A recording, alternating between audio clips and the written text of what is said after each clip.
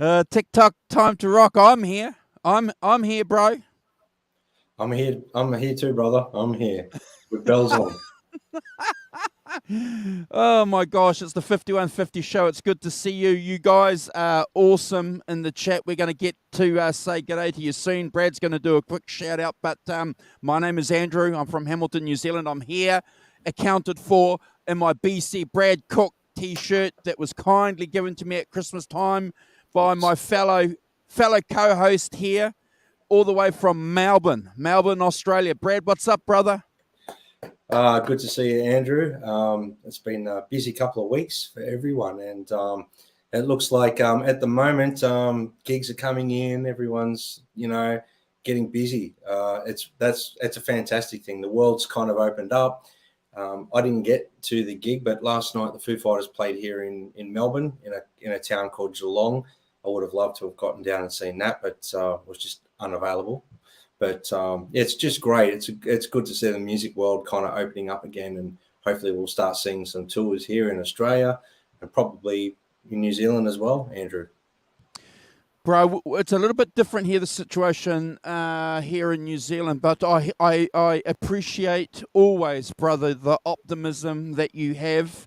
And hopefully we are going to turn that corner because, we don't talk politics on this show, but global thing is having an effect here on my country with supply chains and everything like that. So once they reach this peak of this Omicron thing, hopefully, bro, we'll be back to normal. But one of the great things, though, that I have in my life, besides a few other things outside of this YouTube channel, but one of the great things that I like doing on this channel is hanging out with you, bro. Obviously, Hoss and the Rock Professor. So Hoss can't be here, bro, because he's got a few family issues that he has to sort out. He won't mind us telling that, will he? No, I don't think so. And everyone just, pass on your blessings to Hoss at this point in time. Where our thoughts, our warmest thoughts, and everything with you at the moment, mates. And prayers are with you for your family. Yeah. And that's all we'll get into at this stage because we don't know a lot. But we miss you, mate, and we all the best to you and your family at the moment. Hoss is okay, though, everybody. We can say that there is nothing wrong with Hoss. Hoss is fine. He's gallivanting around. He's full of life. He's jumping up and down. He's doing everything that we expect Hoss to do. But so you've got me, and you've got Brad for an hour and a half. We're going to talk about some Van Halen things. Yes. We're going to do something really, really unusual that we've never done on this channel before. But if anybody is in the chat that wants to jump on and hang out with Brad and I while we try and run a show. We can do it. Mate, hey, listen, Andrew, we've groomed up some people and sent them on their way. I'm surely you and I can get through a show together on our own. Are you saying that we're groomers? Oh my gosh. Oh my gosh! If there's one thing that I'm going to be proud of that this show does is that we can groom people very well. I'm going to take that. And if anybody in the chat wants to be part of that grooming community that we're what's the word? So modest of, let us know. Yes, exactly. And you don't have to come on for hours or anything like that. You can come on for 5-10 minutes, whatever you're comfortable with.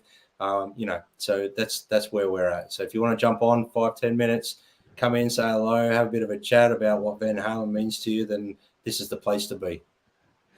Check this comment out from Gretch Zeppelin. 2 out of 3 ain't bad.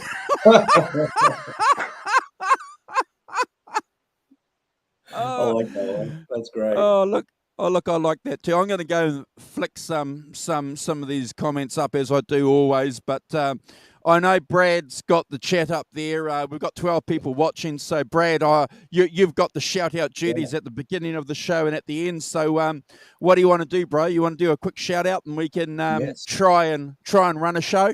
Yes, mate. Let's drop the try thing. We run a show, all right, mate. Let's be honest.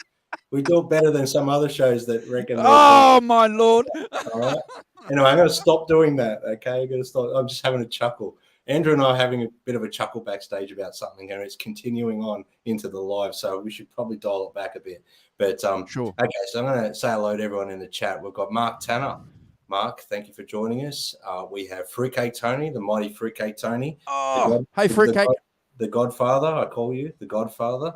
So Ellen Vorishin, my mother. Happy, Saturday or Strataday, what I call here in Melbourne. That's right, brother. Yep. Thomas Santiago, thanks for joining us. We've got Robert Ranford. We have Gretch Zeppelin, our good friend Gretch Zeppelin. We have Paulie Walnuts. Thank you. Thank you for joining us. We have Tim Thomas. Thanks for joining us.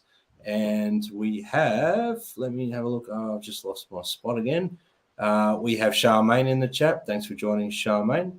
And hey, Charmaine. I think I've covered everyone that's put a comment up here. We've got some rat bag called the 5150 Show. So we'll time him out if he doesn't go by our guidelines of the show. And anyone I've missed? John ZD351, our brother, John. Good to see you here.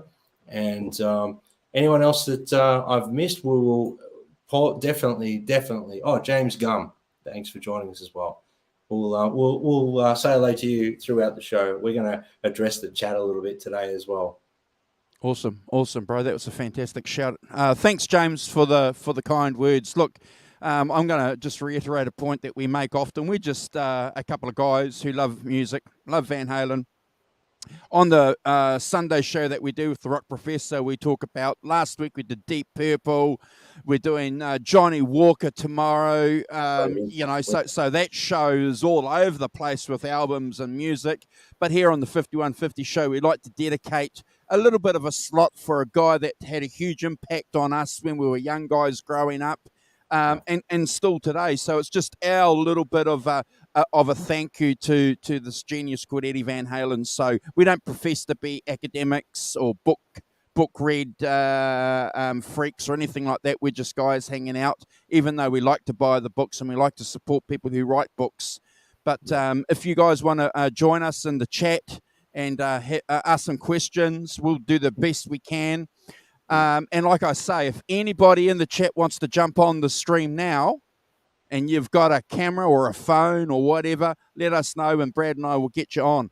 Whew, yeah. Bro, yeah. I think that's about it. I think I've done my job. I'm going to pass it all over to you now. Yeah, well, anyone who hasn't subscribed to our channel, please make sure you do. Give us your thumbs ups as well and help us grow the channel. I think we're at 869 subscribers now, so we're doing really well. Our target is to get to 1,000, and we need you guys to help us. So thank you. That would be amazing if you can share our channel with like-minded souls. That's all we ask. That's not much. Not asking much. We're just asking that. So yeah, good on you, bro, and thank you for that little shout out, because I did check that this morning when we had a couple of subs overnight, and all I do is just sub back. So when we get that notification for new subscriber, that's how it works. So you get that on your notification from YouTube. I just hit instantly. It doesn't matter whether the channel has 2 subscribers or 50 or 1,000. You automatically get a sub back. That's the best we can do. While we're talking about channels, guys, check out Fruitcake Tony, who's with us in the chat. He's a great follower of what we do here, and likewise we support him with what he does on his channel. We like to share that. Bro, before we get into the show proper, if you're an Australian and indeed a New Zealander, you'll know the tragic news. And if you follow cricket or Australian sport, you'll know that Shane Warne, one of the world's best cricketers, a Victorian, passed away overnight, 52 years old. I'm a avid cricket fan, and we'll talk about this tomorrow with the Rock Professor too, who's a cricket fan as well. And the best cricket in the world's always between the English and the Australians. It's called the Ashes, and I've been a fan of the Ashes cricket since I was a boy. And I remember, Brad, when Shane Warne came on the scene in 1993-94, I was watching cricket then, and this guy was just bowling everybody out. So my condolences as a cricket fan, if anybody's watching and on the replay back, my condolences and rest in peace, Shane Warne. Yeah, I pass on the same sentiment there, Andrew. As a kid, I used to watch cricket a lot, and Shane Warne was a big part of that. So we have lost a legend, and so young at 52, it's tragic. Tragic.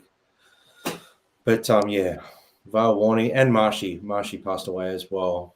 So he was in his 70s, I believe. But tragic for both losses. But Yeah, definitely. Rob Marsh, another Australian, another famous Australian wicket keeper, another character, another guy who would enjoy having a beer with the opposing team, and he'd do a few little rap bad things, which the Australian cricketers were well known for, weren't they, Brad? But it's sad, and I think we were talking about this in the green room. So, and this is, I suppose, a serious part of the show.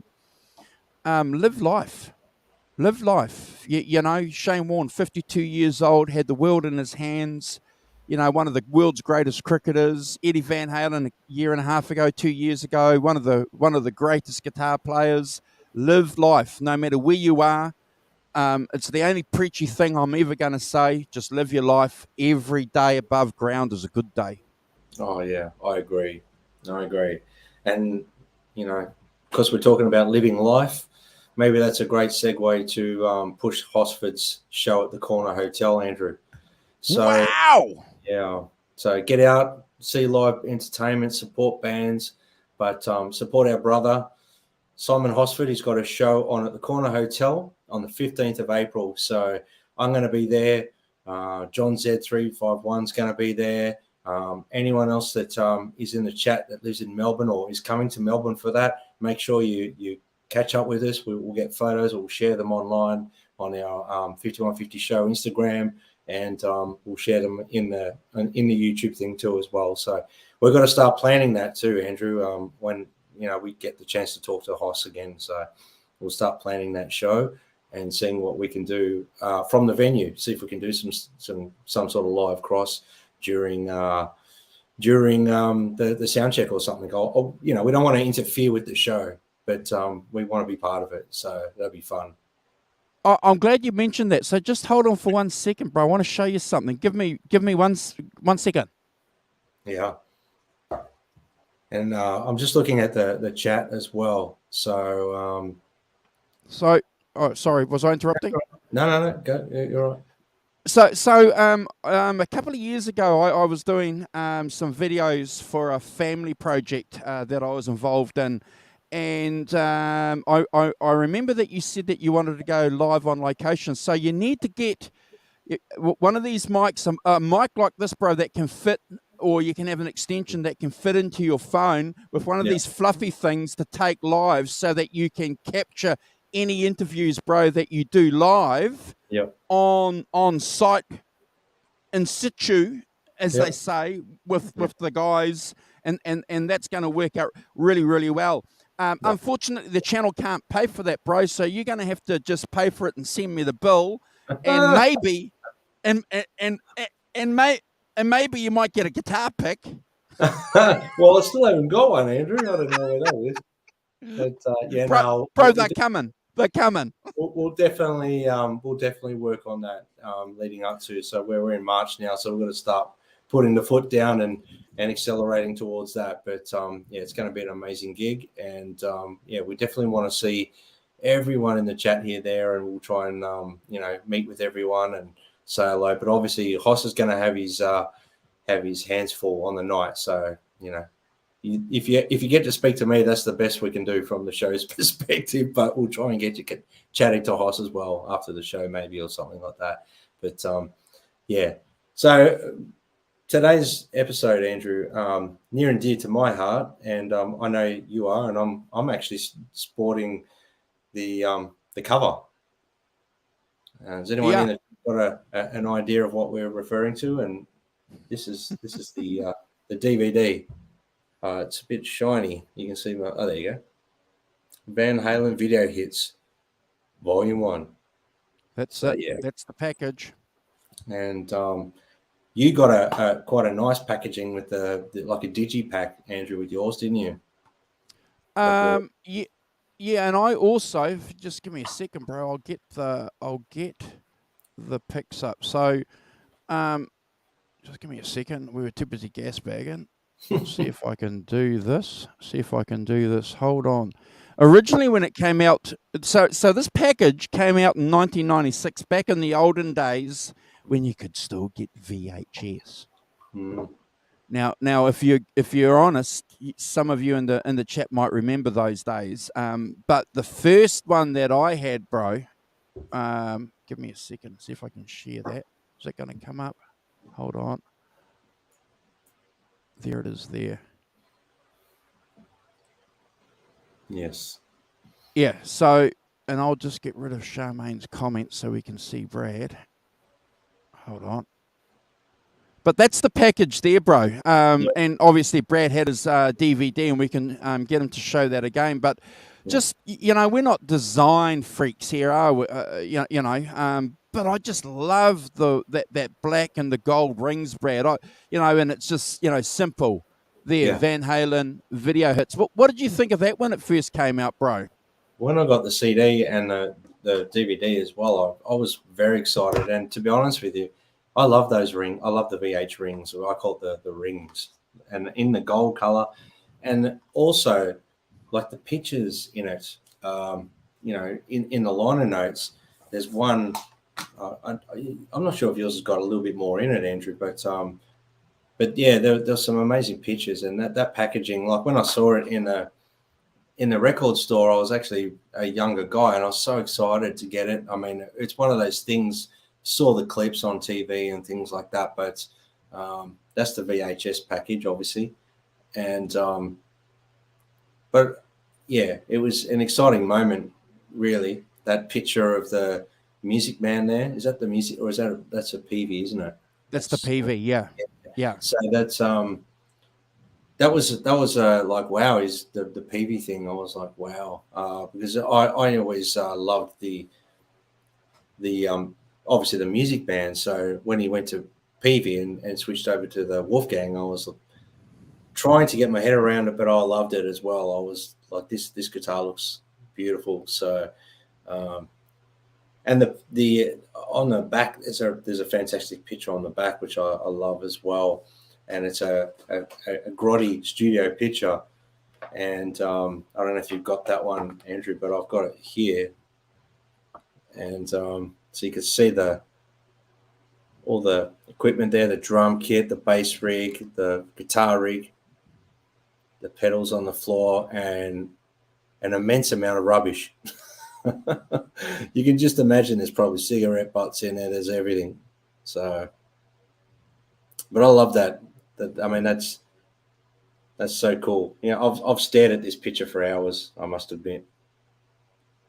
And look, I agree with you, and I think composition of photos is really, really important, and the fact that I'm going to say that they didn't compose that photo, but if they did, it looked pretty cool. It just had everything that Brad just said. That mojo from the 5150 studio. It was everything that that we thought would be in that studio, and there it was. A fantastic pick in 1996, bro, that we were getting, that was answering a lot of questions. But look, I agree with you. I used to sit back and look at this for hours, and I was excited, like a lot of people, bro. I was excited to get back and put that on the VHS, and then later on, obviously, we got DVD players, and just to flick through those videos. So, do you remember doing that, bro? Do you remember getting home or going somewhere and just flicking that DVD or VHS on?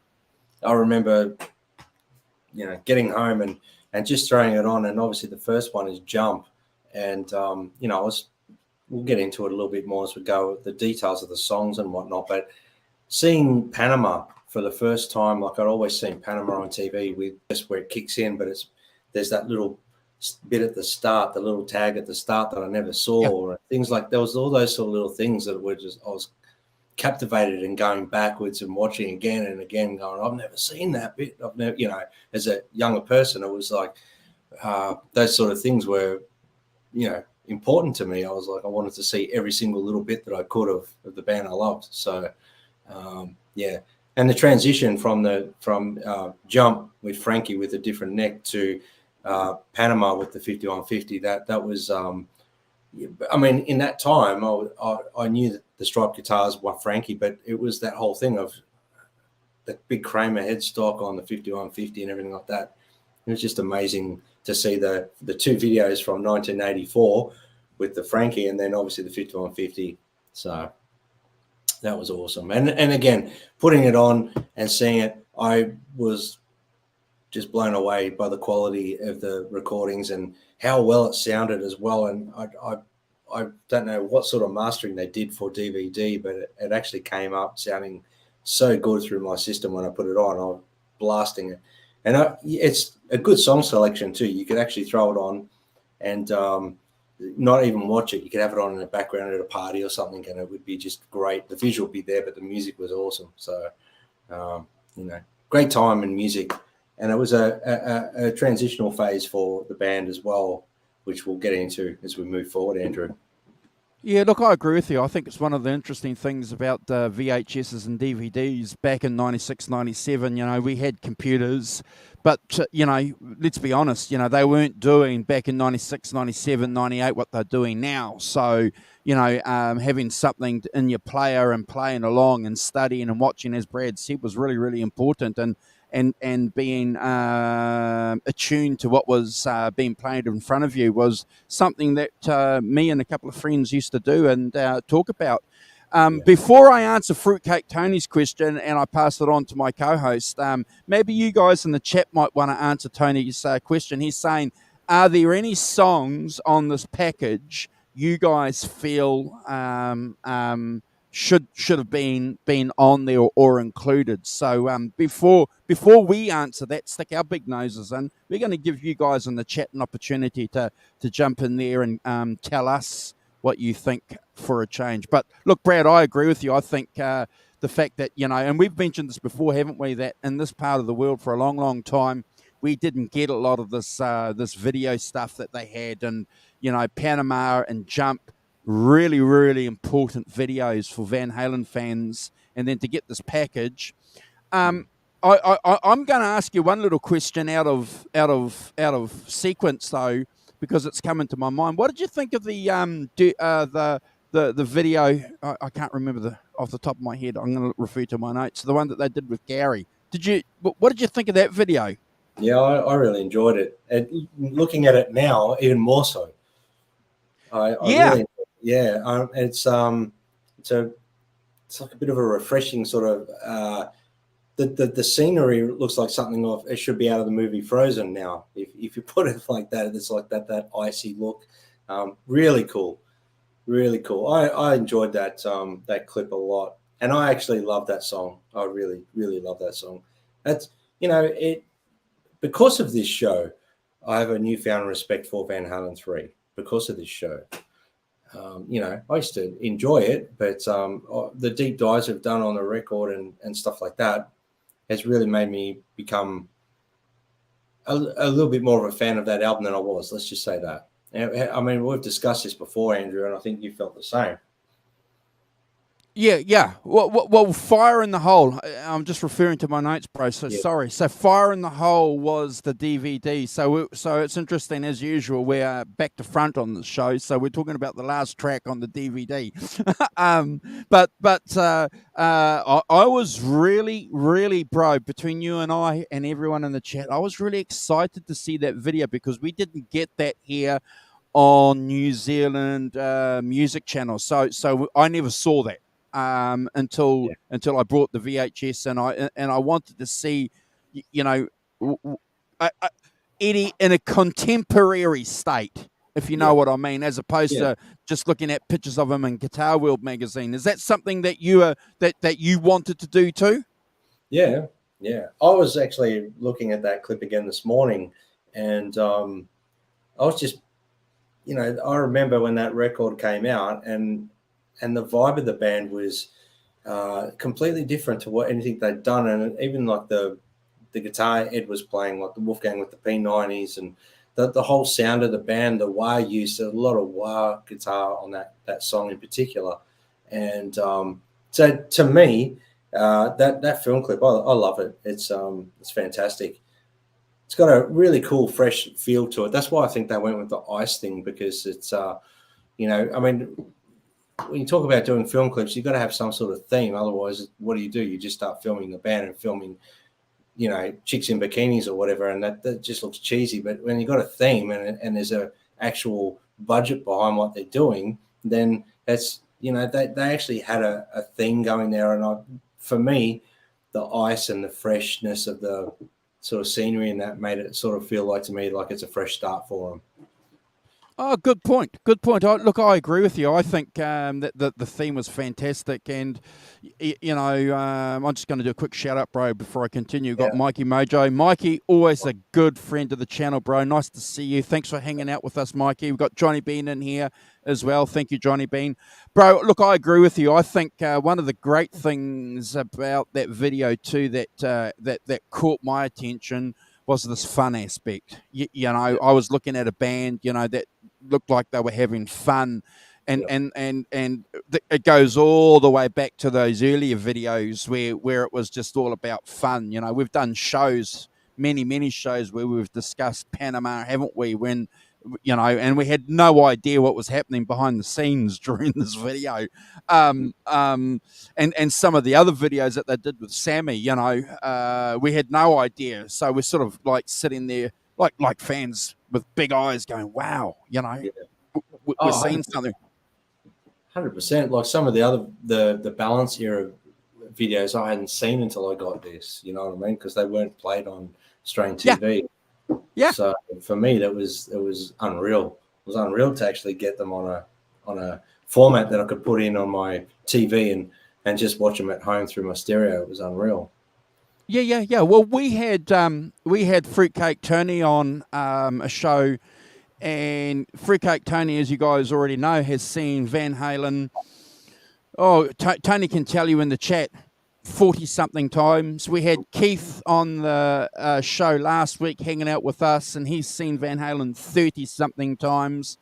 So, so when Brad and I sit back and go, holy cow, you guys have seen Van Halen. So that awe that we have and that excitement that we have when it's transcended and encapsulated in a DVD pack, Brad, is the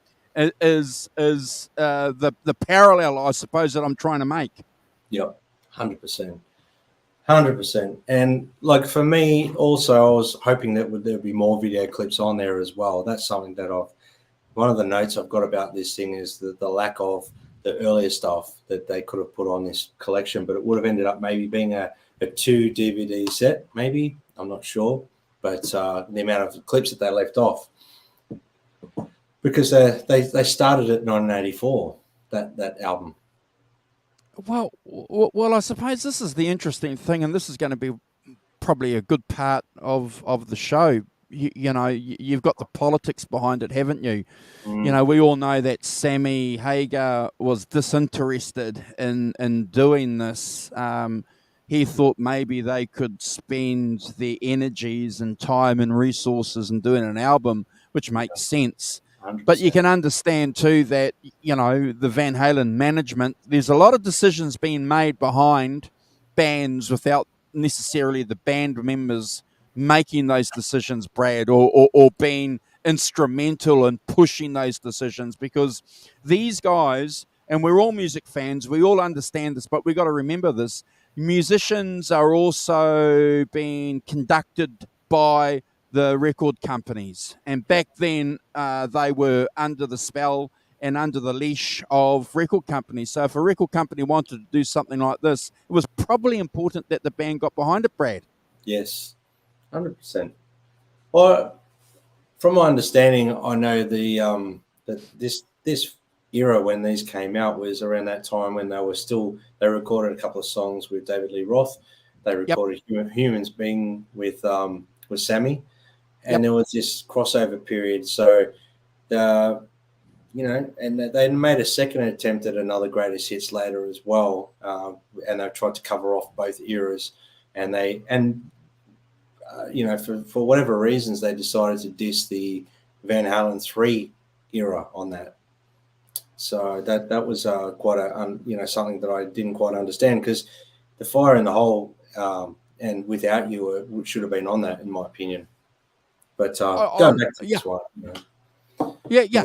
Look, I agree with you, and I think this is one of the great things about this package and Volume 2, maybe, or a re-edited Volume 1 moving forward.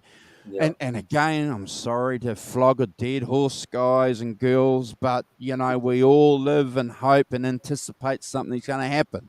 Alex, we all know now, don't we, that Alex Van Halen is in control of it all. So we like to think that Alex is plotting, a remastered version of this with all those songs that you want to see in the chat added and that Brad mentioned. I would love to see a remastered, box set or remaster all the videos, remaster all the Sammy era for the fans that a lot of those need remastering now with the technology they've got. So it'd be nice to hear the OU 812 and 5150 remastered, Carnal Knowledge as well, because it's a bit soft in the volume in comparison to Balance, for example. But Balance remastered would be awesome as well. And I reckon that would be really cool. And these things, as much as they're trying to get rid of DVDs and CDs and things like that, I think vinyl is great, and I'm a vinyl sniffer, but you can't displace digital improvements. You know what I mean? Like analog stuff that's digitally remastered and stuff like that. You can bring in more low end. You can do all sorts of things with EQing that you can't do with vinyl, for example. So there's, for a visual aspect, maybe a video hits with every video they did on it remastered would be sensational. Imagine that from the very first. It's got to happen.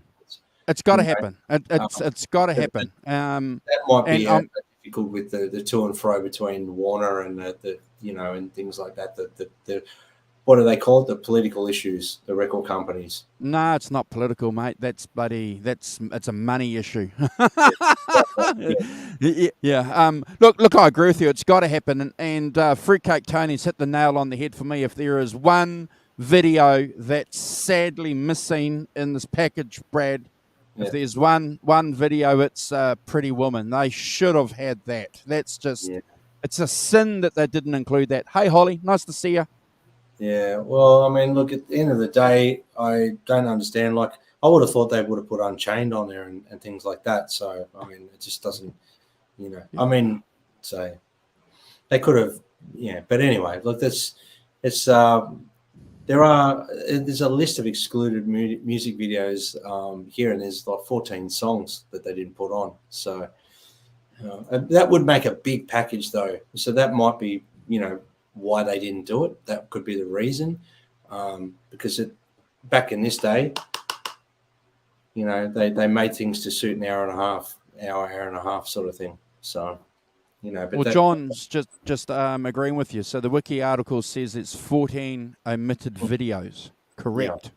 Yep. But I absolutely love the videos, and I'm grateful we've got them anyway that are on here.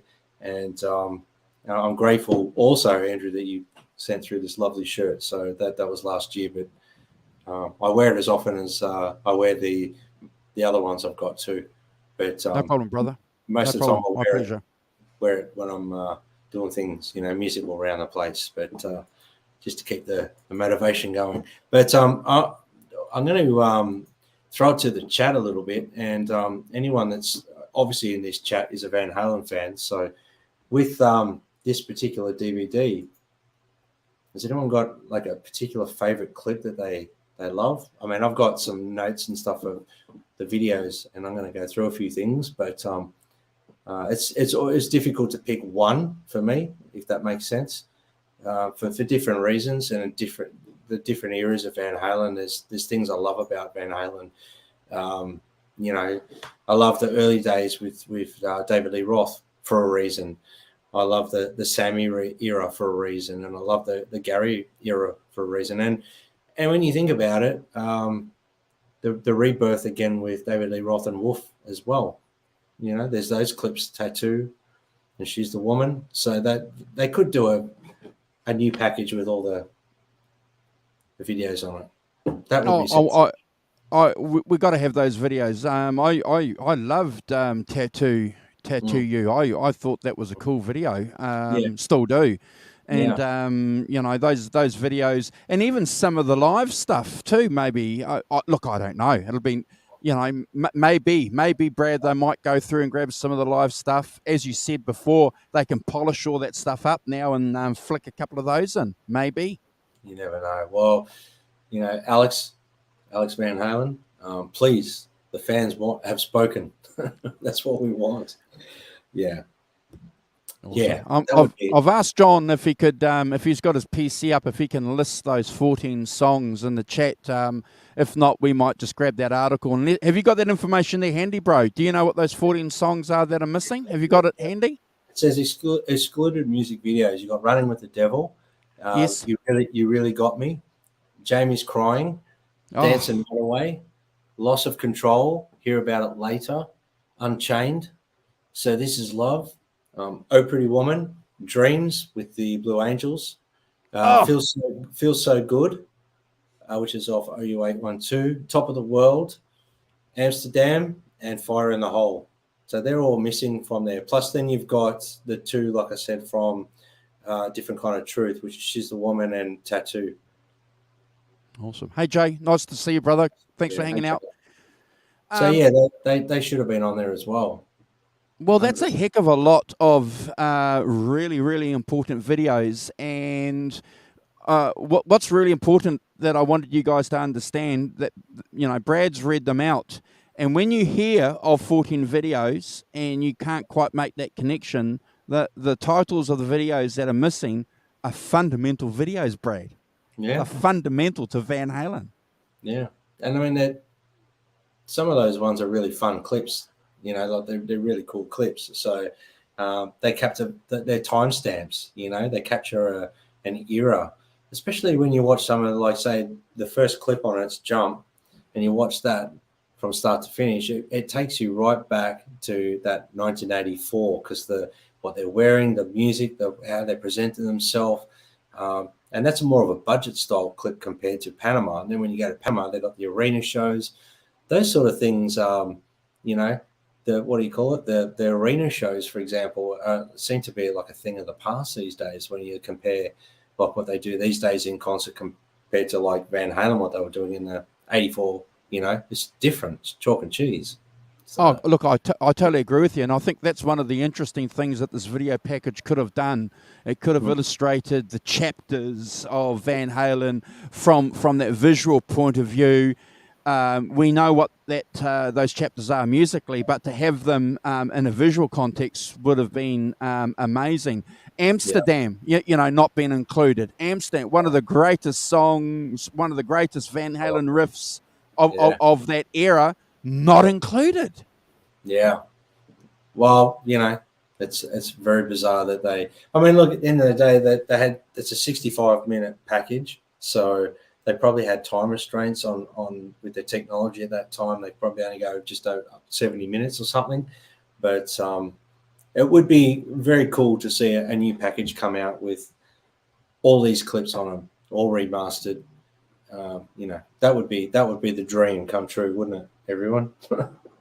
And there's a special song that's missing too that really, really upsets Jay. It's Top of the World, Top of the World. That's one of Jay's most favoritist Van Halen songs everywhere for Jay, and that's not included. Yeah. I actually thought it was. I'm just looking. Yeah. It's not. Wow. Because we all know that Jay loves Top of the World. Wow. I didn't realize that. I'm just looking at the track listing on the back of the cover. Wow. Yeah. So there you go. Yeah. Top of the World. Yeah, bro. yeah. It's off there. Yeah. Yeah. Well, there you go. But it's cool to see like that era with Sammy when he goes from you see like him playing the Music Man, and then he goes to the Peavey, like that transition phase with, end of balance sort of thing to Humans Being. So that's pretty cool to see that. And Not Enough, that's cool as well. That's cool. That guitar is playing, and that's like an amber Wolfgang. It's beautiful, absolutely beautiful. Has anyone in the chat purchased a guitar because of a film clip? That's my question, because I know, Andrew, that might be the case for you. Yes. And my Music Man. Yeah, I was just Well, about to yeah, say, this thing here is because of yeah, Poundcake, really. yeah. You know, So yeah, I would love to get, if they weren't so overpriced here in Australia, I'd go and buy one of the EVH Stripe series myself as well, and probably a Frankie, but they're just too expensive, too darn expensive here for what they are, I think. Especially with everything that's going on now, everything's going up in price. So they're not affordable for I know they're quality, but I can get a quality guitar for a bit cheaper than that here in Australia anyway. So yeah. Yeah, unfortunately, freight is a killer. Freight is always going to be the issue for Brad and I in this part of the world. You can buy a book on Amazon for $30, and it's going to cost you $50 to freight it. So, that's the reality and the issues that we deal with. But look, I agree with you. I think one of the great things about these video packages for guys like us and girls who are guitar nuts, you can see that transition that Brad mentioned. From the different guitars. I'm going to be upfront and honest, and expect some honest answers from you guys in the chat. But Brad, did you know when they were doing that Van Halen 3 video with Gary? Did you know that they were P90s in that Wolfgang back then? You knew P90s? Yep. I was like, wow, I was blown away that there was P90s in a guitar that Ed was using. I was blown away by it. That's why, as I looked at it, I was like, what guitars are you? And I mean, being a guitar head, the first thing you do when you're watching a Van Halen video is gravitate to what guitar he's playing. Yeah, that's just the first thing. And seeing that Without You clip, I was shocked to see him playing a guitar with P90s. But then when you listen to some of the tones on that record, then there's definitely P90s on there. So, but he's playing on that record in particular, like it or not like the songs, he's playing on it sensational. And his use of wah pedal and things like that, like no one else, So, but the P90 thing was, it actually made me want to go buy a guitar with P90s. I couldn't get a Wolfgang with P90s, but I just wanted to go buy P90s in a guitar, buy a Les Paul with P90s or something like that, or even go down the Fender route of a Mustang or something with P90s or something like that.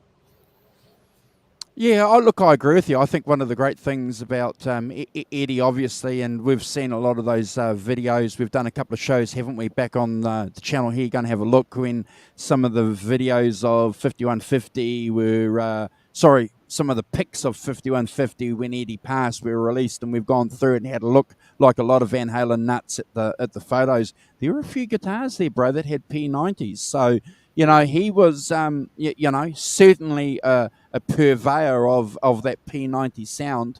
And, coming from that scene, of listening to a lot of those British guys too, so he understood the articulation of the different sounds. I'm glad that you mentioned that you could pick that up on Van Halen 3, because this is one of the great things about going back and negotiating that album myself. You can articulate that. I can hear it. So I'm glad you mentioned that. Yeah, there's a certain tonal quality to P90s that you can't get out of any other pickup. So it's fantastic when you hear that tonality in some of those songs. And without deviating too much, Nuno on Waiting for the Punchline album and things like that was using P90s a bit there as well. Correct. And I know this from a inside source that he was using a gold top with P90s on that record, so to get the tonality thing. So that whole era and the crossover of Extreme, and maybe Ed was trying to delve into that sort of P90 world for a change. He was always, let's be honest, he was always changing things around and chasing a different tone anyway. And when I first heard Van Halen 3, like on Without You, for example, which is on here, the tone of the guitar, I loved it. I was Yep. like, it's different. It was different again from Balance, but I Yep. loved it. And you know, I'm more of a fan of like up to a Balance is tone wise all the way up to Balance, and I hit or miss after that. Like Humans Being, I loved the two songs he did with Roth, and then the tonality sort of changed a fair bit on A Different Kind of Truth, and I've got my head around it. But initially, I know we're deviating from this a little bit, but the tonality that he had on A Different Kind of Truth, it took me a while to actually enjoy listening to the guitar tone, because I wanted to hear more of what I heard on Van Halen 3 or Balance or Carnal Knowledge, if that makes sense.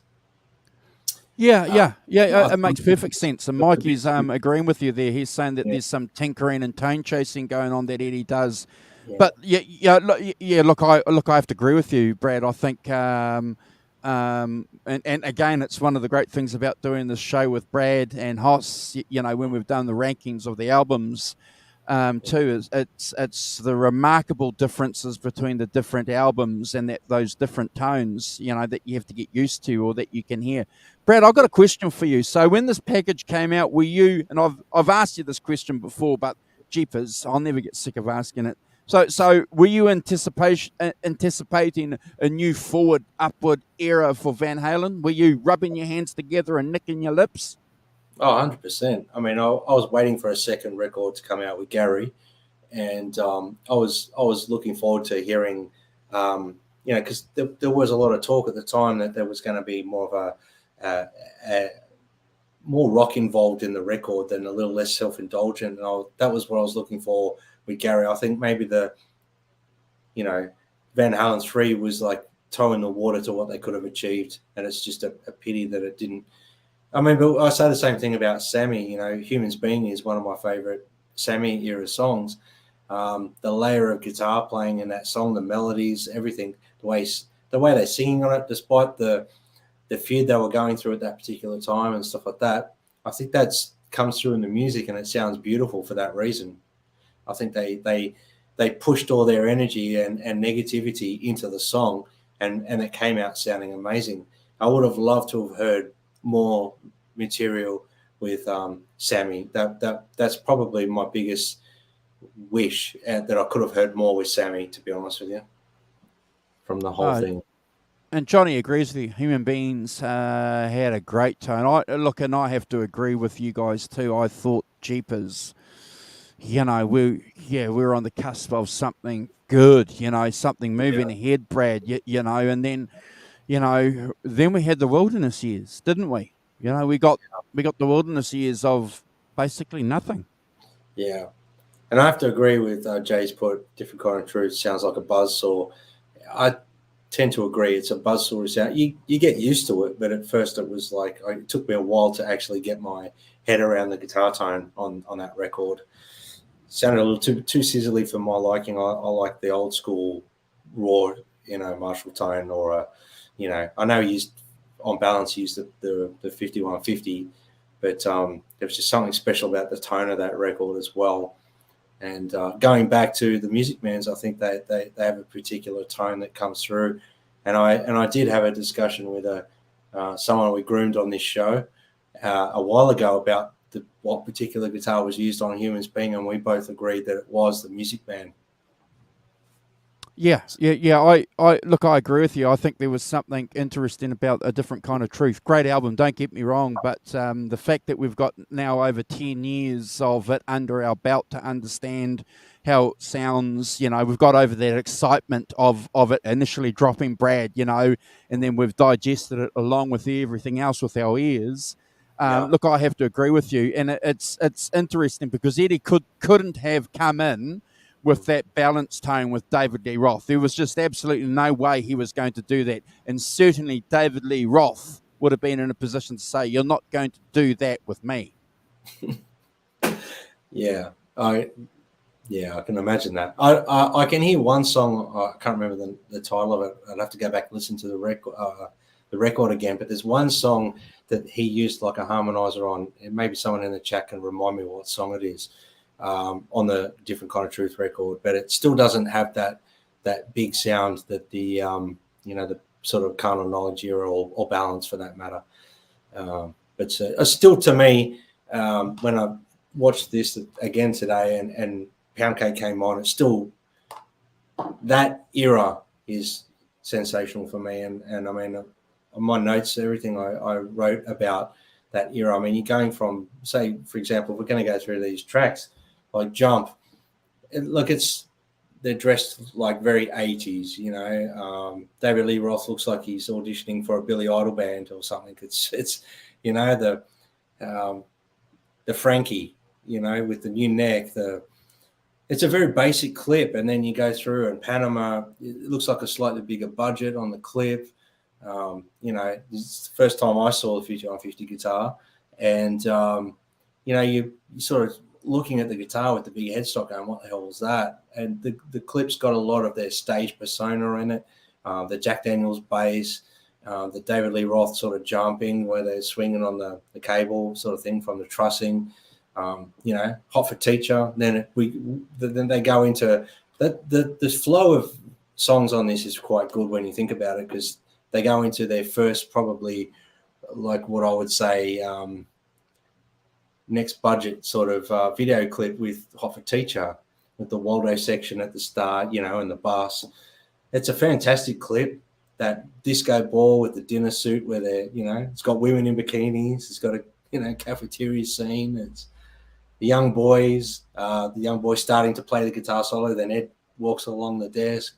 Such a cool thing to watch. And, you know, at least you can sit at home anytime without turning on YouTube and actually put them on and watch them. You know, obviously once they went from the 1984, they go to the OU812 era on the DVD, and it's that When It's Love, and it's a complete different spin on what they were like from 84. You see the band evolving with the video clips is what I'm trying to say, maybe. And you can see that, say, in When It's Love, they're performing. They look like they're doing a sound check, but they're in a small club, and it's a very simple clip. You can see the boys, obviously the four of them are like brothers. They're flamboyant, but they're flicking their hair around and everything, but they're singing into each other's mics, and they're showing that they love each other. It's a band of brothers, you know, and it's sort of really beautiful to see. Awesome. You know, finish what you started, that black and white look. That's something different again. You know? Yeah. Hey, Greg, thanks for joining us all the way from Manchester in the UK. I think one of the great things about going back to Jump and seeing that video, the authenticity that we saw in the video was certainly reflected in the guitar pick. So Brad mentioned, you know, David Lee Roth auditioning for a Billy Idol video. That's exactly what David Lee Roth was wearing. When you go back and look at the Cream magazines, and if you go back and look at the Guitar World magazines, that's exactly what David Lee Roth was wearing at these gigs, at these Oakland, you know, these massive gigs. And then you're seeing the band, Brad, actually wearing that in the video. So it's like, oh, okay, all right. But I get the point that you're making about, and then you see them in their designer suits during the OU812 period, you know, and manicured hair, and, you know, but that's part and parcel of the time, because, you know, look, bro, they'd grown up. Exactly, and we're seeing the evolution of the band as well, which is wonderful, you know. And then obviously Poundcake era with the Carnal Knowledge era with that and Run Around, those two clips are probably they're two of my favorite clips. And the Balance era ones, I love them. Awesome. Yeah. We got CJ Cheevers in the chat. Hey, CJ, nice to see you, brother. If you guys haven't already seen the video, go back on the channel and have a look. We hosted CJ, and he hung out with us for a couple of hours talking about his Van Halen encyclopedia, which was, required reading, wasn't it? Mate, I still use it every time we're doing a show. So yeah, it's one of my many reference points. I mean, we're blessed at the moment now, since Ed's passing. There are a lot of amazing, you know, reading materials coming out. But you know, as CJ alluded to, that there wasn't a lot around at the time, and all that research that CJ did there, that's it's priceless for us to have a copy of that just at our beck and call, Andrew. Oh, look, I agree with you. And one of the interesting things about CJ's enterprise and what he's given us as Van Halen fans, yeah. And people will say, oh, there's mistakes in there. And CJ's the first guy to say, well, look, there are mistakes in there, but I had to produce something. We were, it was a project that we wanted to give from fans to fans. So, bear that in mind. Bear that in mind. It was a project that was done with love, that was passed on to guys like Brad and I who are still using that today. Second edition. And CJ's probably planning a corrected third edition, bro. I hope so. Yeah. If he does, CJ, if you do an updated version or something, if you want to do something on Van Halen, give Brad and I a yell. Come and do a show with us. Yeah, always welcome back, CJ. And, anyone that we've had on the show previously is always welcome back as well. It's a what do we call it? It's an open invitation, as Andrew likes to put it. Yeah. Second edition is 20 years old. Yeah. So you should put there it's 20 years old. Don't say it like that, CJ, because it makes us all feel very old. But there's some nice comments, though, in relation to his book. Robert Ramford's saying that it was his first VH-related book. Holly's saying we need a Van Halen encyclopedia. Where can you buy one? They're still available. You can buy it, Holly, on Kindle. It's available on Kindle. So if you go to Amazon, and you can also, if you're lucky, you can get some hard copies too. So go and check it out. Buy it. It's worth having. Yeah. And I mean, timeline wise and things like that, there's a lot of great stuff there. It's unreal. But was that 99 at Amazon? 99, is that 99 cents? Yep. Wow. There you go. CJ, just while you're in the chat, did you get yourself a copy of this when it came out? I'm sure you did. I'm sure you did.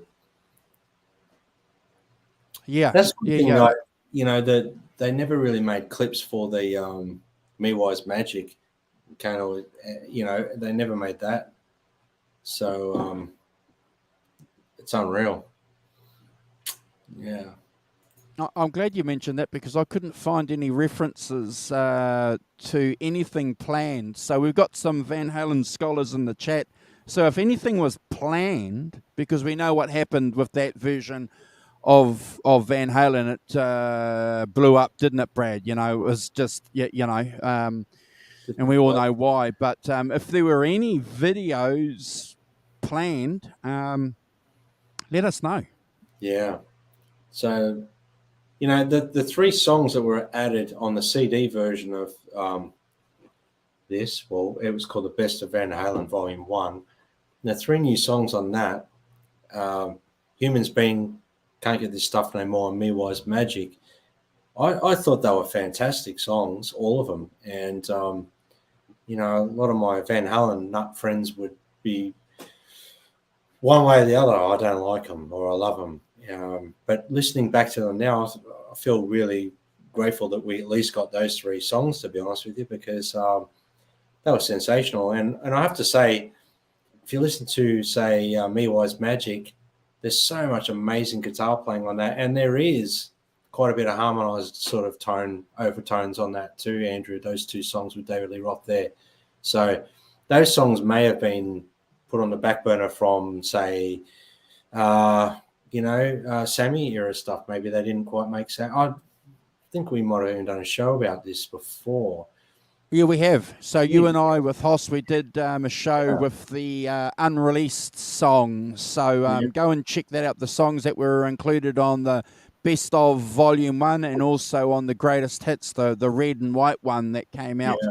I'll put a link to that show on this show here if you guys are watching that, because there was some interesting information articulated on that show in relation to these songs. And I think we all ranked these songs with David Lee Roth pretty high. I certainly did, because David was sounding bloody good. Yeah. He was sounding good, bro. I know. Maybe CJ, if you're still in the chat, you might be able to confirm or not with this. Were obviously they did Humans Being with Sammy, but the other two songs they did with David Lee Roth, were they songs that were floating around He's for answered it. Sammy? There was a plan for Me Wise Magic. Right. Yeah. Okay. Yeah. Oh, but Yeah. that's Yeah. So, but I'm saying, was there plans to have Sammy sing on those songs, and then obviously that got debunked, and then oh. music with David Lee Roth, because they Oh. sound very Sammy era to me, those two songs, especially Me Wise Magic. I can't remember. I can't remember the facts that we did. I think we answered that question in that show. I can't remember. I'm not going to pretend to answer it. Yeah, no, CJ's just confirmed yes, they were older. So, yeah, I'm assuming that they were probably songs that they were going to work on with Sammy maybe, and they didn't get to that stage. So they handed a handful of songs to David Lee Roth from memory, and they were the two that David Lee Roth gravitated towards, I think. So. And Roth sounded great. He did a fantastic job. I love Me Wise Magic. It's one of my favorite David Lee Roth songs. I love it. It's great. It's fantastic. But I mean that was like the CD spin-off of this, and we've done that. So we just thought we'd do the video one here, and the clips, the later clips are the ones I really love. I mean, I love seeing, Jump in Panama, but I love watching.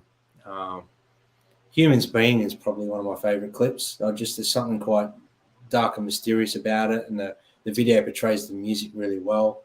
I love Not Enough, the solo section where Eddie's sitting on the edge of the building.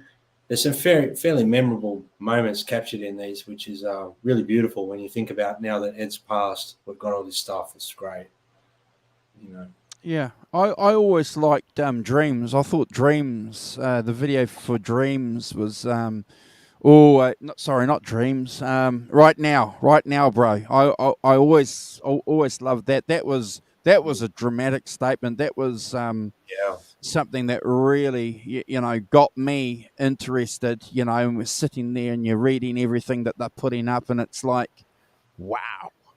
Yeah, I'm going to just jump to the chat here and agree with Johnny Heartbreaker. The Humans Being with the extended solo, that's the only one I listen to. I don't want to listen to any edit versions, because the song to me is written in a way for all that musical overtunes and all those intertwining guitars. They're a big part of the song for me. They don't deserve to be cut out for a video. So for me, I love the look of the video though, and I love the way the guys are dressed. They just look very casual, relaxed. They're just dudes, rock stars playing in a band. It's very cool.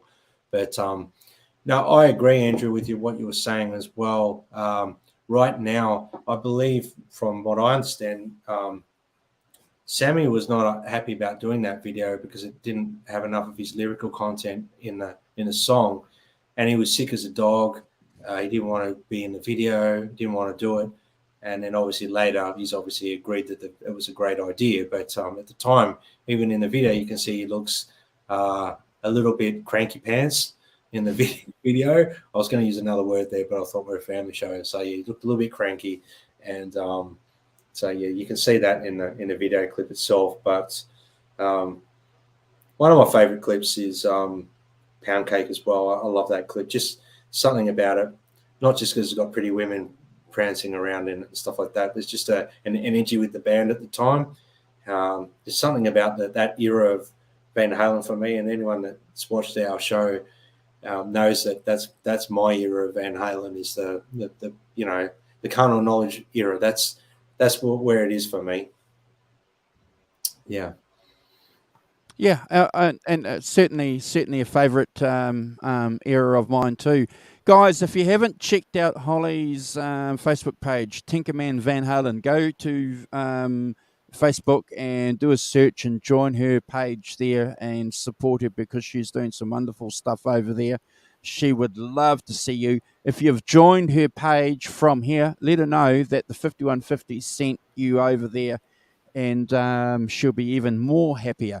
Bro, I'm going to jump out and say right now what my favorite video is. And if you guys know anything about me with Van Halen, you won't be surprised. My favorite video on there is When It's Love, bro. I love it.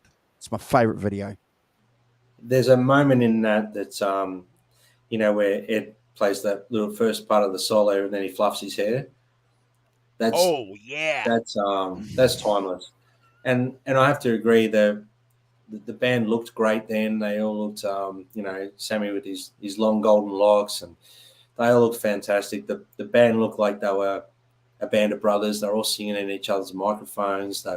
It's just it's a bit of a contrast from the 1984 era videos. They all looked like their own little, rock star within a group of band, but they all look like they're all solo artists. Where in that band, in that particular lineup, and in that film clip, they definitely look like a band of brothers. And I'm glad you picked that one because the colors of that film clip draw you in. And I'll say one thing: when I watch video clips, from an artist perspective, people who are not in a band or have never done a video clip for a music or whatever, it's very difficult to do a video clip. It's very difficult to stand there, mime your song, act like you're doing it, look like you're enjoying it. Like it's a different art form. You know what I mean? And in that video, in my notes for that song, I just put down, they look like they're actually performing the song. And that is definitely difficult to do. Oh, look, I agree with you, and I'm glad that Brad mentioned the difficulties because that's going to be another question I'm going to ask him because he's made music videos. If you guys aren't aware of that, so go and check out bradcook.com. I'm going to put his his website address up after I've said this. One thing that I really like about that video too is I'm a sucker for a small bar venue. Which is that smoky bar thing. I like that. I'm a simple rock and roller, bro. I'm a simple blues man, and that's always going to get me, bro. Yeah, and that's a club scene the way they've done it. It's a Yep. a smoky club scene. The band, it looks like a sound check, or they're playing to a very small crowd. It's that would never happen, in a million years that they'd be playing to a small crowd. But but that's a beautiful song. And one thing I love about that era of the band is, they wrote about a lot of topics and everything like that. But that era of the band in particular, they wrote a lot about love.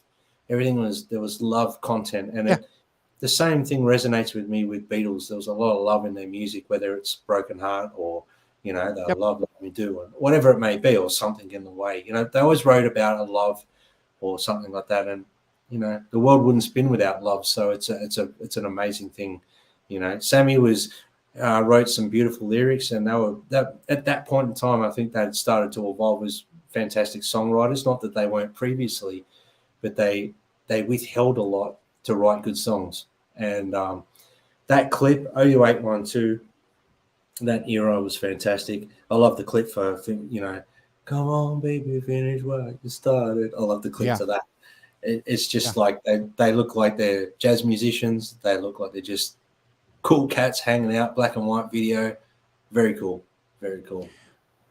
So guys, like I said before, if you follow that address there that's on screen, www.brad-cook.com, go and check Brad out there, and I'll also ask you on the bottom, you'll see some scrolling addresses, and you'll see Brad Cook's Instagram. Go and check out Brad there. You'll find some videos that Brad does on his Instagram page, and also his official videos that he's done in conjunction with his EP. So when Brad was talking about the difficulties, the frustrations of playing a character in front of a camera and then getting that right with guys behind you in a band, Brad's your man. Yeah, it's difficult. He's done it. When I talk about clips, when I watch them, I'm always analysing how well they pulled it off, not necessarily because I've done them and I'm watching it, I'm going, geez, they did that well. How did they do that? I'm always looking at that now. And a lot of these clips, you talked about Without You, Andrew, when that Ice Age sort of scenery and stuff like that. I loved that. I thought it was fantastic. And the way the imagery during the solo, the way that it spins, the way they're spinning. I don't know if you're familiar with that part during the guitar solo for Without You. Fantastic. That they really put that video out, and they put a lot of effort into that. That was a great video. I love, I've always loved the song Dreams. You mentioned that before, and I'm glad they put the live version on there at the Whiskey. It's one of my favorite versions of that song. My second favorite video. Yeah, I just wish that they showed. I know it was exciting to show the amount of people there and this and that and whatnot. And so, timestamp in history at the Whiskey, they went back, played one off show. There was too many people all lined up down the street trying to get in, whatever. But I've seen bootleg stuff of the whole performance, and there's so much energy. They're playing on this small club stage, none of the gimmicks. They're just playing, and you're listening to 4 amazing musicians, and Sammy wasn't a young guy at that point in time, and he's singing like a 20-year-old. It was sensational. His version of Dreams at that Whiskey was phenomenal, and I love the interplay. Alex is slamming on those drums. Like he's so excited to be playing a small club gig. You can tell, you can see it in his eyes while he's playing along, and then the whole band's got that energy. Yeah. There's something special about those small gigs, because a couple of years after that, bro, the Rolling Stones did the Stripped DVD. Do you remember? And that came out. And go back and have a look at that and watch that if you guys are Stones fans. Even if you're not a Stones fan, if you're a rock and roll fan, go back and see what Brad's talking about. We've seen the Stones in these big, huge, auditoriums and sports events. Haven't we, Brad? And it's a bit like the Van Halen. And then when you go and see them in this like small club scene, as Brad said, and you're watching them smile and they're within like talking distance of each other, it transcends the video, doesn't it? It's the power. And as Holly said, love wins. 100%. And Mikey Mojo, thanks, mate. Yeah, Shake It was Shake It. It's one of my videos, and I don't want to go on about it here because we're talking about Van Halen, but we recorded that in a slower speed. So then when you put it to normal speed, it looks like we're playing a million miles an hour, but we're not. It's a fantastic video. It's a fantastic video. In fact, what we're going to do one of these days soon is I'm going to tee that up and we're going to play that. We're going to play that on a show. If you guys haven't seen it, we've had a couple of interviews with Brad back in the olden days on the channel. But we should play that. If you guys haven't seen it, go and check it out. It's phenomenal. Blew me away, and it's still obviously is blowing Mikey away. Shake it, Brad.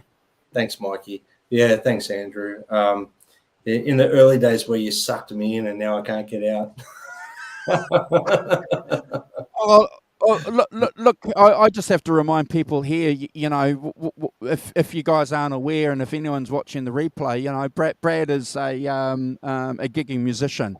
He's produced his own EP. He's produced his own videos. So in his way, what he's doing for us is he's offering that performing musician's perspective from his own personal experience into what we're trying to do. And he's meshing that together with the fact that he's a music fan too. So we're getting, a big bite of the apple. We're getting Brad's experience from that side and bringing it here forward to us, and we can all take chomps out of it. Thank you, brother. Thanks, Andrew. Thanks, everyone in the chat. I'm reading all the amazing comments there, so thank you so much. But no, I'm just a music fan like you, Andrew. But I'm a working musician. I get paid to do gigs and I'm writing my own stuff, and that's all. I'm not. Everyone here is equal in this house here. That's how I see it. We're all got an opinion that's valid. So I'm just grateful to be part of it. So. Awesome, bro, and and thank you though. Thank you for offering that, because that was one of the questions that I wanted to ask you was how did you relate seeing these videos over the years and then taking that mindset and and doing that from your own perspective. So, run through that again, because I know that you've discussed it before on previous shows, but we've got 25 people in the chat. So, tell us, give us a couple of minutes about how that worked for you, how what went on in your mind when you were doing the stuff and preparing for it. It's hard because you want to pull something off that's at the same quality as what your heroes do. It's an amazing thing to watch your heroes and be inspired, but you want it to come off like yourself as well, because I never wanted to try and be anyone else. I just do my own thing. So when you're watching videos, like I would watch and I would go, I want to try and do something like that. I want to do something like that. But you've got to kind of go with the direction of someone who's got a vision for you. So you give them your idea and then they've got a vision for it. You've got to release and let yourself be controlled a little bit. In other words, take your hands off the reins a little bit and let them be their creative genius that they are. That's what I'm saying, like watching the Without You video on this. Yep. The imagery on that is sensational, the way they've done it. And I reckon Van Halen, I don't know who shot the video or who was the producer for the video, but they obviously had listened to the band, what they wanted to do, and they had their own vision and they pushed for it. And then the band have let go a little bit and gone with it. And I think that's when you get the magic happen on a good video. So, I would never in a million years thought, for example, on Shake It, we slowed the song down to less than half the speed, and I mimed to a song that was like less than half the speed. So you can imagine when you're trying to do your big guitar bits, you're going like this fast. You're not, you're trying to do it naturally, but it's hard to do naturally when you do that. But I had to follow the vision of the guy filming it, and then when he showed me back, I was like, all right, let's do it. That looks unreal. So you kind of got to let go a little bit. And that's what I'm saying. Van Halen in the early days, when you watch the evolution of their video clips from Jump, the first one on here, it's fairly low budget. They're just performing. And then the next one, Panama's at an arena. And then they start doing, like on the flow of this anyway, Hot for Teacher, which is a proper production. Yeah. And then you got Dreams, Right Now, which is a statement video. It became a statement video, Andrew, So, what do you... Well, Ken's put the hard word on me, so hold on. I'm going to... we're going to... hopefully this is going to work, so let me know if we've got some video. Hold on, guys.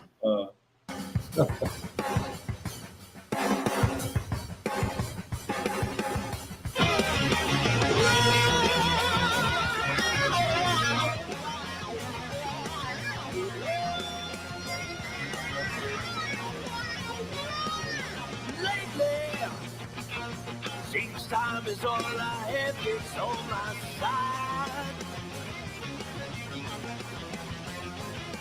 My time is wasted. I can't seem to shake you from my mind now.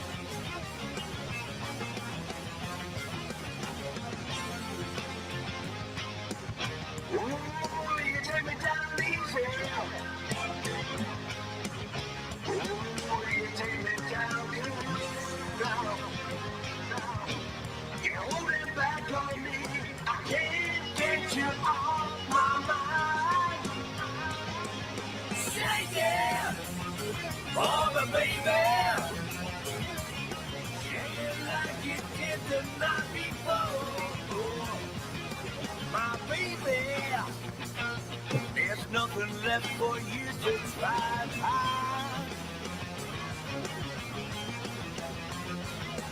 I'm going crazy, enough to make a grown man wanna cry now.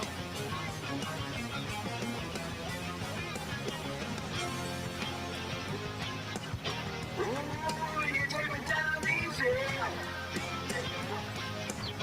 Ooh, you take me down good now. You're holding back on me. I can't get you off my mind.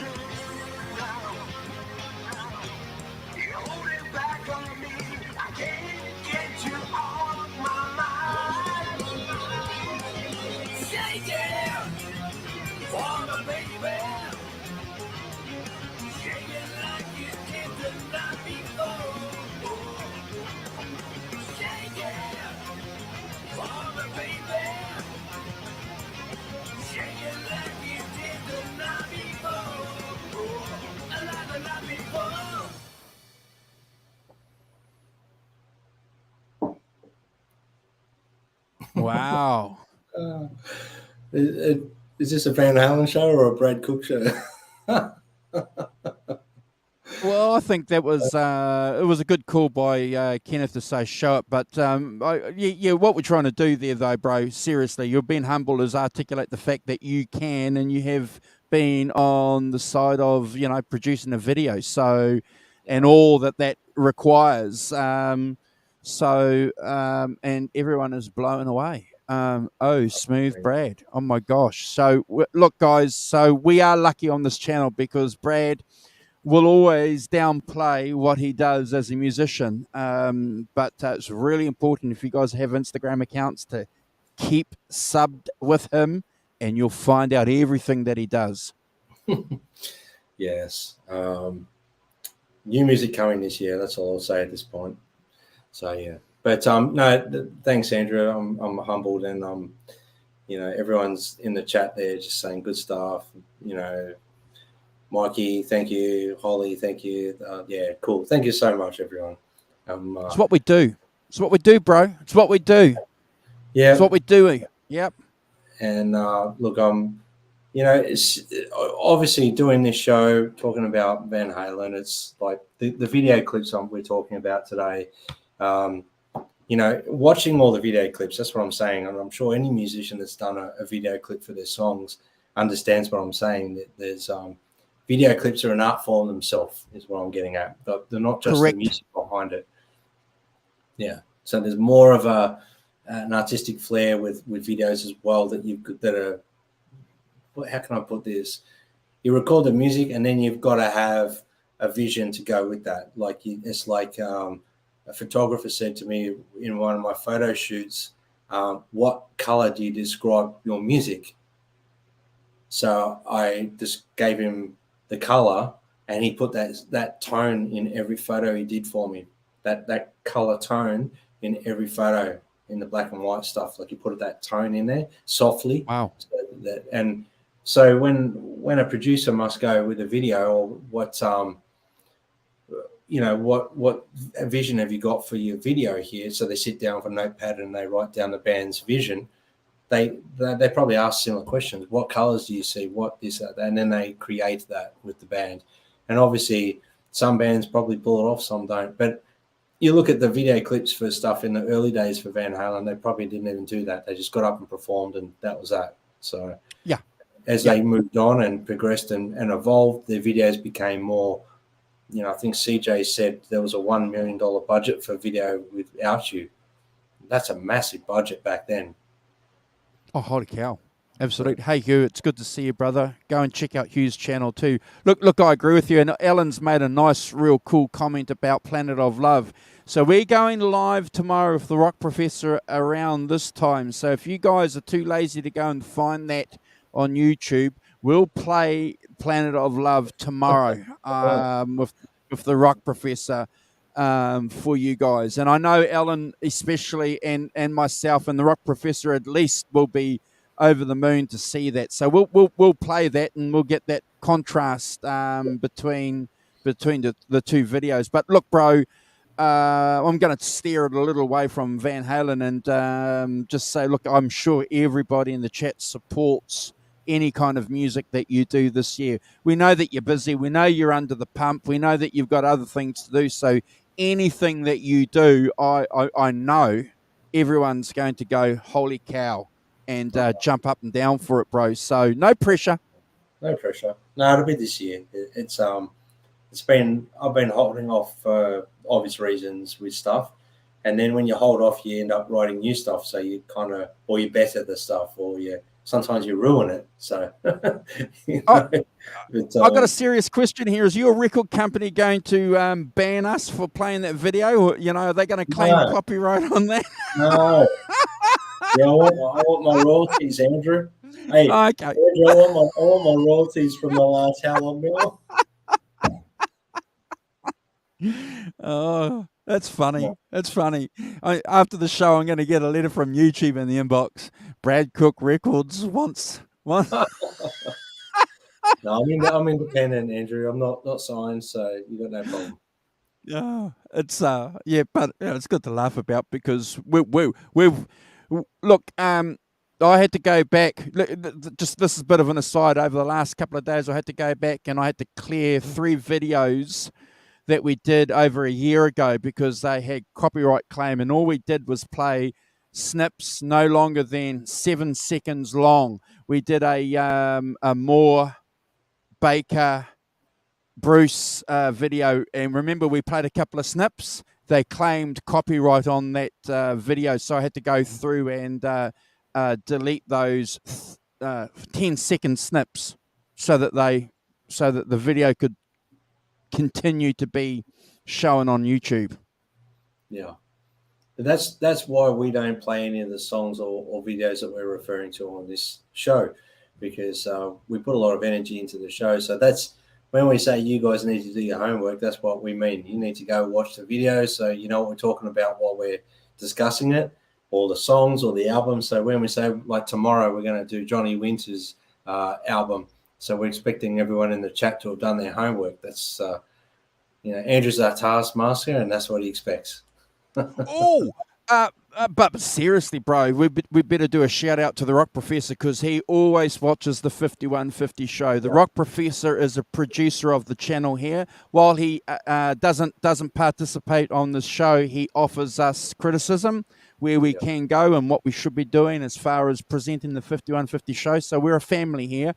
We know he watches the show, but I'm excited about that Johnny Winter album. I've been loving the last 4 days listening to that album. I know. I'm yet to do my rankings, but I've been listening to it all week. So my rankings, I usually leave my rankings to the day of going live, unless I know I'm busy that day, sort of thing. So, but I listen to it all, like in the car. I've been listening to it. I've been listening to it, at home. And obviously this week I've been watching this stuff as well when I'm sitting down having dinner and things like that, just reminiscing. So awesome. It's good. Bro, Johnny it's been tomorrow. Make sure you join us all tomorrow for Johnny Winter. Yeah. Bro, it's been a pleasure hanging out with you. Just, going back in time, I think you hit the nail on the head, bro, when you said that before, going back in time with these videos. I think this is one of the great things that we love about this channel, and everybody in the comments, obviously, that watches us enjoys doing that same thing. This music is real. It's part of our lives. It continues to be. These musicians continue to be. We've got some good stuff coming ahead with the channel, as Brad said. He's going on location with Hoss. If that gig goes ahead, if nothing happens as far as this epidemic thing goes, I'm looking forward to it, bro. And we've got the weekly show still with the Rock Professor coming up. We've got some great albums planned. I'm going to let you guys know I sent a sneaky little message to Brad. I said, bro, I'm on a Led Zeppelin buzz at the moment, a deep Led Zeppelin buzz. And Brad wrote back saying, bro, can I tell you something? I'm always on a Led Zeppelin deep dive buzz. I thought when I read that, I laughed. I'm always on a Led Zeppelin buzz. So if you guys love Led Zeppelin, we've got some Led Zeppelin shows coming up. We keep promising when we first did a Led Zeppelin deep dive, didn't we, bro? We kept promising that we were going to do some Led Zeppelin segment shows. So if you guys love Led Zeppelin, Brad and I and the Rock Professor have got something coming up. It's a separate little tangent attached to the Sunday show. I think Jimmy Page deserves to have his own little segment on this channel, bro. 100%. 100%. Definitely. Yes. And, and Jimmy Page, you're welcome to join us anytime. Imagine that. Bro, I last night I watched that. It might get loud in here again. I've seen it so many times, and I just have to tell you, oh my gosh, Jimmy Page is so cool, isn't he? Isn't he cool? He's like the old school wizard now. He's just one of those guys, isn't he? But the thing I love about him is he's so passionate about Led Zeppelin. That was the biggest part of his life, and he still flies the flag quite heavily. And despite him doing things like covered up Page and doing his little Page and Plant again reunion sort of thing and all that, and he did like Outrider back in the 80s and Death Wish 2 soundtrack and whatnot. But we really have been, like, I guess, we haven't been given enough from Jimmy Page. You know, we other than Zeppelin, I'd love to hear more of his music, even if it's instrumental. You know, his acoustic stuff instrumental is beautiful.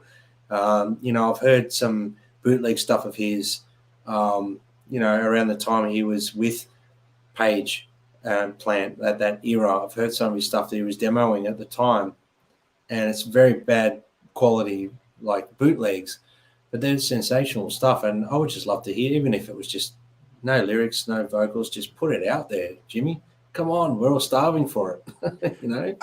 And he's the kind of guy though that will do it. So look, I agree with you. And Mikey Mojo has hit the nail on the head, because this is the name of that segment. It's going to be called the Zoso Show, and it's going to be a little segment here on this channel.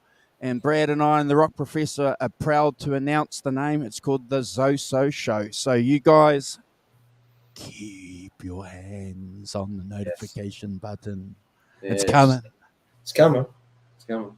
No, it's exciting, and you know, as much as I love guys like, you know, Ed Van Halen, I love Jimmy Page equally. It's there's no better or worse for me.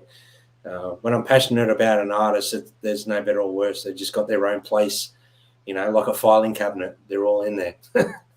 Well, what's really interesting from our perspective, and some of the guys that have been around might remember this and know this. So for a long time, for about 7 years in a row, the guitar player of the year was Jimmy Page.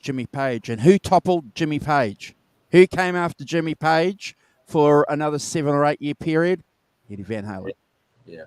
That was it. That was the continuity. Jimmy Page, Eddie Van Halen. Yeah. And obviously Jimi Hendrix would have been in there too. But the wonderful thing for our channel with the British Electric Blues, the spin-off from that, the Zoso Show for Jimmy Page, he was, you know, in part of that British blues explosion, you know, in my opinion. So he was part of that. He was from the Yardbirds, you know, onwards. He was a big part of that. And as we all know here in this channel, being Van Halen nuts, Jimmy Page was influenced to Ed. Like he went and watched Van Halen, the guys at Van Halen, Ed, well, Alex and Ed would go and watch Led Zeppelin in concert. Yeah. And it inspired him to do the hammer on pull-off thing. Yep. And a few years later, you know, Eddie was, you know, the guitar player of the year after Jimmy Page. So, yeah, phenomenal, isn't it? Phenomenal, bro. Yeah. Bro, it's been cool hanging out with you.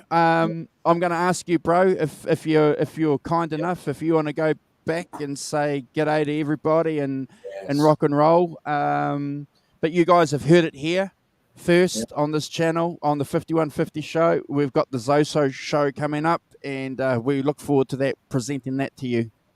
Yes, exciting news, exciting. We can't wait. And, you know, everyone here, you know, that loves Van Halen is going to love Led Zeppelin, I'm sure. If they don't, well, you know, you're still welcome in our house. Just be nice. wipe your feet at the door and come in. Relax. All right. So I'm going to do a bit of a shout out here. We've got Greg Roberts Tune. Thank you very much. I've seen your comments coming up there. We've got Fruitcake Tony. We've got Mikey Mojo, our brother Mikey. Thank you. And thanks, Mikey, for all the sharing stuff in Instagram and that, mate. I look at everything you send through, even if I'm busy. So thank you so much. Mike Rogers, thanks for joining us. We have got Holly. Thank you, Holly, for joining us. We've got Gretch Zeppelin. With a name like that, I'm pretty sure you'll be part of our show on the Zeppelin, the Zoso Show. So I think so. Hugh Caldwell. We've got Hugh in the chat. We have got John Z351. So thank you, John. John's been a big part of the channel. We miss your funny little pictures that you used to mock up, mate. So you know, maybe moving forward we can get some more input. That'd be nice. We've got Johnny Heartbreaker. Thanks, Johnny. Obviously, we've got Ellen, my mother, in the chat. We have got sorry, guys. My computer's just freaked out. Johnny Heartbreaker. I said that. We have got Kenneth K, which is my father, Ken Cook. Thanks for joining Thank you, us. Ken. We have got Fruitcake Tony. I'm not sure if I mentioned you before, but thanks, brother. The Godfather, I call you, the Godfather. We had CJ Shivers in the chat, and that's again, go back and look at our channel for our interview with CJ. That was really fun. I really enjoyed that. We've got Metal Mike 5150. Thanks for joining us. We've got Cheers, Nelson. brother. We've got Holly. We have got, if I'm repeating you guys, I'm sorry, but I'm just throwing them all out there as I'm reading them now. Again, like I said, we had CJ. We've got, Jesus, a lot of chat here, Andrew. We had Johnny Bean. We had Jay in the chat. We had, every time you guys put a little comment there, it throws my chat, so I'm sorry about this. We had Mike Rogers. I said Heartbreaker. That's it. So who else? Mike Rogers. Anyone else I've missed, Andrew? I think you've pretty much nailed it on the head. We had at one stage, 31 people watching us. It's always a pleasure to hang out with you guys. If you want to be associated with our community page on this channel, flick me a message, flick Brad a message. We'll put any YouTube channel that you guys want on there. It's the best we can do. If you're watching us on a replay, please subscribe to the channel. We need 130 odd subscriptions to reach 1,000, and we can only do that with your help. Brad, you are awesome, bro. Your video has inspired me again. I'm looking forward. We're going to be doing Planet of Love tomorrow, so I'll make sure we have that all teed up. And if you guys have got any suggestions for the Zoso show, flick them to me, flick them to Brad, and we'll give you guys what you want on the Zoso show. So let us know what you want. Yeah, and we encourage anyone who loves Jimmy Page can be part of the show. If they've got a lot of wealth of knowledge about Led Zeppelin or in particular Jimmy Page, then come and join us. We'll have a really good chat. But guys, thanks again. I'm humbled by everyone in the chat. Thanks for your lovely comments about my music. But again, thanks for joining us on the 5150 show for this wonderful DVD and VHS tape that came out at the time. And we look forward to seeing you guys tomorrow for the Johnny Winter show and in a fortnight again for the 5150. Peace.